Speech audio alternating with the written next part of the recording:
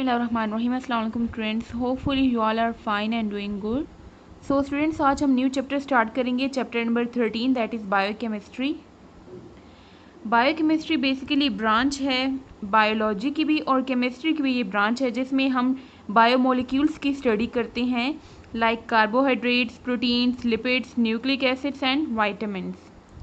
सो biochemistry में हम basically macromolecules को स्टडी करते हैं। Carbohydrate, proteins, lipids, nucleic acids and vitamins, इन सब को मैक्रोमोलिक्यूल्स कहा जाता है और इनको लिविंग ऑर्गेनिजम्स सिंथेसाइज करते हैं।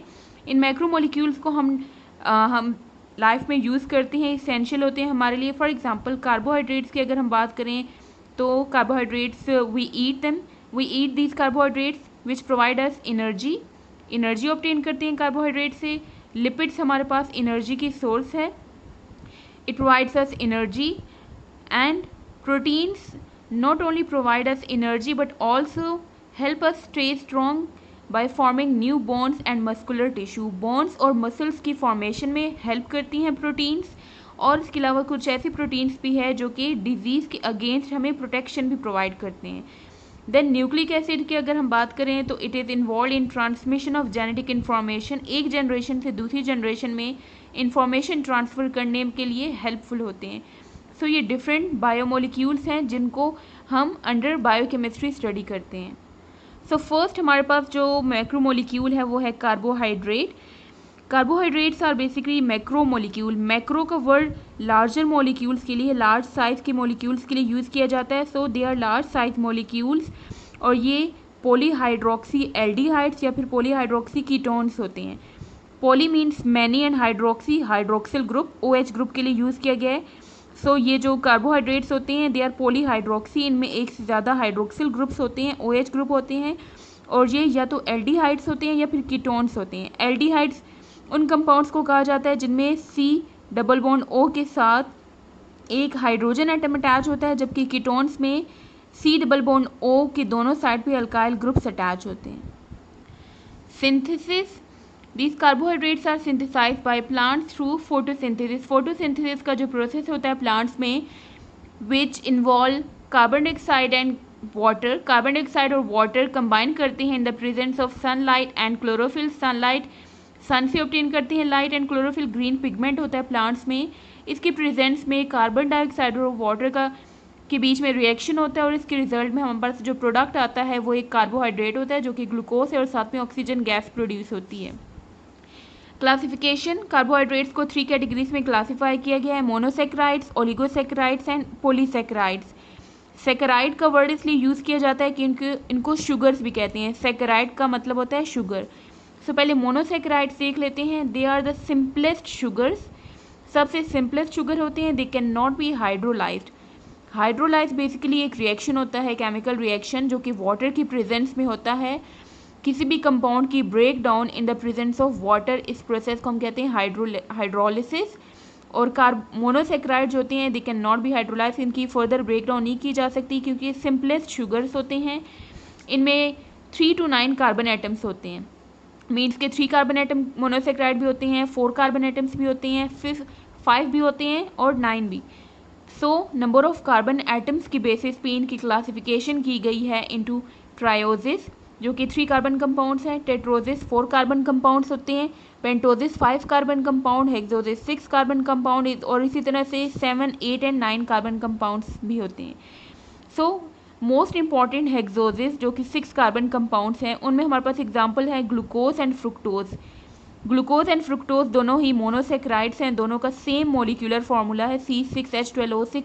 दोनों का स्ट्रक्चरल फार्मूला सिर्फ डिफरेंट है। ग्लूकोज एक पेंटा हाइड्रोक्सी एल्डिहाइड है। पेंटा हाइड्रोक्सी मीन्स इसमें 5 हाइड्रोक्सिल ग्रुप होती हैं और ये एल्डिहाइड है। Fructose is penta hydroxy ketone means इसमें 5 हाइड्रोक्सिल ग्रुप होती हैं और ये कीटोन है। दोनों का सेम मॉलिक्यूलर फार्मूला है। स्ट्रक्चर अगर हम देखें ग्लूकोज का तो इसमें 6 कार्बन की चेन होती है, 6 कार्बन एटम की। कार्बन नंबर 1 पे एक साइड पे एक डबल बॉन्ड ऑक्सीजन और दूसरी साइड पे एक हाइड्रोजन एटम अटैच होता है, मीन्स CHO है। आपकी बुक में इसकी जगह CHO लिखा हुआ है जो कि एक एल्डिहाइड है। बाकी इसमें आप देखें तो सब कार्बन का जो OH ग्रुप है वो इस साइड पे अटैच है, राइट साइड पे है, except carbon number 3। Carbon number 3 का जो हाइड्रोक्सिल ग्रुप है वो लेफ्ट साइड पे है, बाकी सब का OH जो है वो राइट साइड पे है, और बाकी सब कार्बन एटम का जो हाइड्रोजन है वो लेफ्ट साइड पे है, जबकि जो थर्ड कार्बन है उसका OH लेफ्ट साइड पे। तो आपने स्ट्रक्चर की अच्छी से प्रैक्टिस करनी है। फ्रुक्टोज में ये डिफरेंस है कि फ्रुक्टोज में थर्ड कार्बन में तो सेम वही चीज़ है, OH और H की पोजीशन भी सेम है, डिफरेंस सिर्फ एल्डिहाइड और कीटोन का है दोनों में। ग्लूकोज में C डबल बॉन्ड O जो है और दूसरी साइड पे H फर्स्ट कार्बन के केस में है, जबकि फ्रुक्टोज में C डबल बॉन्ड O जो है वो सेकेंड कार्बन के साथ अटैच है, और इस कार्बन की इस साइड पे भी एक अल्काइल ग्रुप है और दूसरी साइड पे भी ये ग्रुप अटैच है। तो आपने इन दोनों स्ट्रक्चर्स की प्रैक्टिस अच्छे से करनी है। प्रॉपर्टीज़ अगर हम इनकी देखें तो they are white crystalline solid. For example जो शुगर आप यूज़ करते हैं, ग्लूकोज यूज़ करते हैं, they are white crystalline solid, white colour के सॉलिड फॉर्म में होते हैं। They are soluble in water, they are sweet in taste, sweet taste होता है इनका, and they can not be hydrolysed. They are reducing in nature, means कि इनके पास ability होती है कि बाकी कंपाउंड्स को ये रिड्यूस कर सकते हैं, इसलिए इनको रिड्यूसिंग शुगर कहा जाता है। नेक्स्ट है हमारे पास ओलिगोसैकेराइड्स। ओलिगोसैकेराइड्स भी कार्बोहाइड्रेट्स होते हैं जिनमें जो कि मोनोसैकेराइड से मिल के बने होते हैं। मोनोसैकेराइड्स जब कंबाइन करते हैं तो उनसे जो रिजल्टिंग प्रोडक्ट बनता है उनको ओलिगोसैकेराइड करते हैं, लेकिन इनमें मोनोसैकेराइड्स की एक रेंज है स्पेसिफिक 2 to 9, 2 से लेके 9 तक मोनोसैकेराइड्स अगर कंबाइन करें तो उससे जो प्रोडक्ट बनते हैं उनको ओलिगोसैकेराइड्स कहा जाता है। मीन्स के 2 मोनोसैकेराइड से मिलकर भी एक ओलिगोसैकेराइड बन सकता है, 3 मोनोसैकेराइड्स का भी होता है, 4 का भी, 5 का भी, 7, 8, 9, 6 मोनोसैकेराइड यूनिट्स हो सकते हैं ओलिगोसैकेराइड्स में। सो इसकी क्लासिफिकेशन की गई है on the basis of monosaccharide units कि कितने मोनोसैकेराइड यूनिट्स इसमें प्रेजेंट होंगे, उसकी बेसिस पे इसको क्लासीफाई किया गया है। डाइसैकेराइड्स वो ओलिगोसैकेराइड होते हैं जिनमें 2 मोनोसैकेराइड्स होती हैं। डाई मीन्स 2, ट्राई मीन्स 3, तो ये 3 मोनोसैकेराइड से मिलकर बना होता है। Tetrasaccharide means, tetra means 4, it means कि ये 4 मोनोसैकेराइड से मिलकर बना हुआ है। तो ये इसी तरह से टेट्रा के बाद पेंटा, हेक्सा, हेप्टा, डिपेंड करता है कि कितने मोनोसैकेराइड यूनिट्स हैं। सो मोस्ट इंपॉर्टेंट जो ओलिगोसैकेराइड हमारे पास वो है सुक्रोज। सुक्रोज एक ओलिगोसैकेराइड, ये एक डाइसैकेराइड है जो कि 2 किस्म के मोनोसैकेराइड से मिलकर बना होता है, ग्लूकोज और फ्रुक्टोज। इसलिए इसकी जब हाइड्रोलिसिस की जाती है, इसकी जब ब्रेक डाउन की जाती है तो इससे एक ग्लूकोज मॉलिक्यूल, एक फ्रुक्टोज मॉलिक्यूल प्रोड्यूस किया जाता है। सुक्रोज का फॉर्मूला है C12H22O11, और वाटर की प्रेजेंस में इसकी जब ब्रेक डाउन होती है तो इससे एक ग्लूकोज मॉलिक्यूल और एक फ्रुक्टोज मॉलिक्यूल जनरेट होते हैं। देन प्रॉपर्टीज ओलिगोसैकेराइड्स की है कि they are white crystalline solids, white colour की सॉलिड होते हैं, they are soluble in water, they have sweet taste, they are reducing या नॉन रिड्यूसिंग, दोनों ही हो सकते हैं। तो इनकी प्रॉपर्टीज मोस्टली सिमिलर हैं टू द मोनोसैकेराइड्स। मोनोसैकेराइड्स जैसी ही इसकी भी प्रॉपर्टीज हैं। नेक्स्ट हमारे पास आता है polysaccharide. Poly means many and saccharides units, इसमें बहुत सारे मोनोसैकेराइड यूनिट्स होते हैं, that's why they are macromolecular carbohydrates, जिसमें 100 से लेके 1000s तक मोनोसैकेराइड यूनिट्स कंबाइन करते हैं। एग्जाम्पल है इसकी हमारे पास स्टार्च एंड सेल्यूलोज। स्टार्च जो है ये एक पॉलीसैकेराइड है। प्लांट्स में एक्स्ट्रा जो ग्लूकोज होता है वो स्टार्च की फॉर्म में स्टोर होता है, हमारी बॉडी में एक्स्ट्रा जो ग्लूकोज होता है वो ग्लाइकोजन की फॉर्म में स्टोर होता है, जबकि प्लांट्स में स्टार्च की फॉर्म में स्टोर होता है। और स्टार्च एक पॉलीसैकेराइड है जो कि ग्लूकोज की चेन से बना होता है। इसी तरह से सेल्यूलोज ये वुड में पाया जाता है, कॉटन में प्रेजेंट होता है, ये प्लांट में बेसिकली प्रेजेंट होता है सेल्यूलोज। प्रॉपर्टीज़ पॉलीसैकेराइड्स की हैं कि दे आर अमॉर्फस सॉलिड, ये क्रिस्टलाइन फॉर्म में नहीं होते, पाउडर्ड फॉर्म में होते हैं, तो they are amorphous solids. They are tasteless, इनका कोई टेस्ट नहीं होता। They are insoluble in water and they are non reducing in nature. Now come to exercise question number 1, that's on page number 116. Long question number 1 is, what are carbohydrates, how monosaccharides are prepared, give 3 characteristics. Carbohydrates क्या होते हैं, monosaccharide किस तरह से prepare किए जाते हैं, and give their characteristics. सो इसका आंसर पेज नंबर 102 से स्टार्ट होता है। कार्बोहाइड्रेट का टॉपिक है, सबसे पहले आएगी डेफिनेशन कार्बोहाइड्रेट्स की, यहाँ से लेके यहाँ तक कि they are macromolecule defined as polyhydroxy, aldehyde और कीटोन, ये डेफिनेशन है कार्बोहाइड्रेट की। देन हेडिंग आएगी जनरल फार्मूला की, ये कार्बोहाइड्रेट का जनरल फार्मूला है।